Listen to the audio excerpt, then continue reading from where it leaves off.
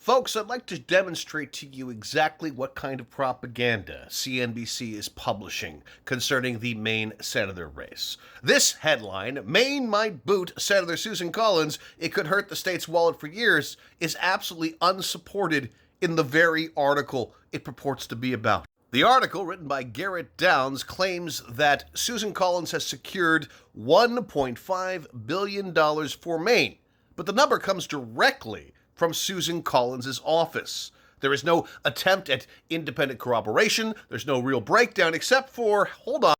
We have a couple of projects here. $9.6 million for a roundabout in Cumberland, $5 million for a rural health facility expansion in Calais, $6 million for wastewater treatment. That is $20.6 million, or 1.3% of the alleged figure, which the reporter in question, Garrett Downs, has failed to corroborate independently. This is Garrett Downs, and Garrett, there's this little thing called critical thinking, questioning authority that any member of the Fourth Estate should practice. You, sir, are incapable of doing this. You have swallowed bullshit figures given to you by Susan Collins' office. You have done nothing to actually check if they are right, and you have encouraged the headline writer to write this bullshit headline, which isn't even supported in your actual article. And it's a shame, Garrett, because you do actually make a few important claims, such as the fact that it will be difficult for Graham Plattner, who doesn't have Susan Collins' seniority,